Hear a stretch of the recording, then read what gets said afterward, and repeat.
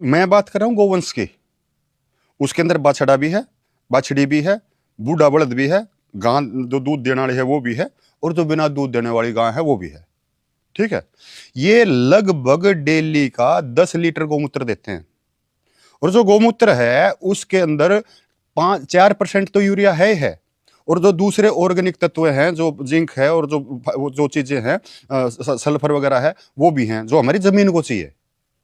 तो अगर मैं यूरिया की बात करूं तो एक गोवंश एक साल में 120 किलो यूरिया दे है, यानी कि लगभग 2.5 किलो। हमारा सिस्टम क्या था? हमारा सिस्टम ये था कि मान लो ये गांव है, कोई भी, ये गांव की बाउंड्री है, जहां पे झील है वहां पे तो तालाब बनेगा।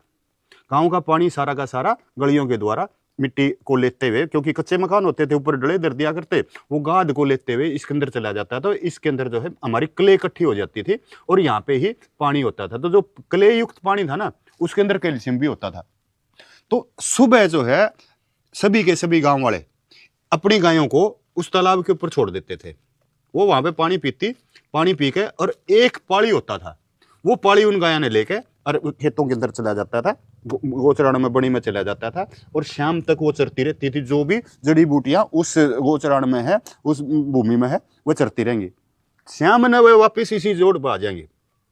इस जोड़ पर वो पाली अपना घर चला जाएगा, और पूरी की पूरी जितनी भी गायें हैं वो सारी की सारी आप अपने खूंटा में चली जाएंगी, आप अपने बच्चों के पास, आप अपने बछड़ा में चले जाएंगे।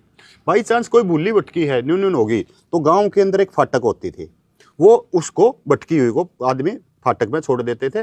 जिसके घर पर गाय नहीं पहुंचती थी वो उस फाटक से आके और उससे ले जाता था। फाटक के अंदर चारा भी होता था।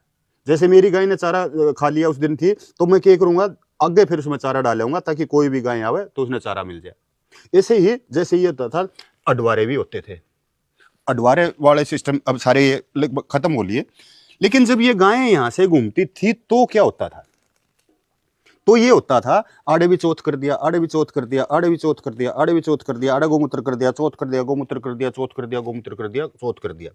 अब चमासे का टाइम आया, तो चमासे के अंदर क्या है? भूंड है धरती में, और जीव हैं, केचुए हैं, वो सारे निकलेंगे और वो फटाफट कंपोस्ट बनाना शुरू कर देंगे। जो भूंड है ना, भूंड तो इतनी जल्दी खाद बनाता है कि उसका तो कोई मुकाबला ही नहीं है। वो तो 2 से 2.5 घंटे का ही उसको टाइम चाहिए, 2 से 2.5 घंटे के अंदर ही वो कंपोस्ट में परिवर्तित कर देता है। तो जीव ने पोषण मिल गया, धरती ने पोषण मिल गया, सारे में यूरिया मिल गई, सारे में वो ऑर्गेनिक कार्बन मिल गया, और जो हमें चाहिए वो सारी चीज मिल गई। तो यहाँ पे जो भी मैं खेती करूंगा, जो भी मैं बीज बोऊंगा, उनको बाहर से पोषण की जरूरत ही नहीं है। तो ये हमारा जो बुजुर्गों द्वारा बनाया हुआ सिस्टम था, ये था स्मार्ट सिस्टम, ये था इंटेलिजेंट सिस्टम। खेत के अंदर अब क्या कर दिया हमने?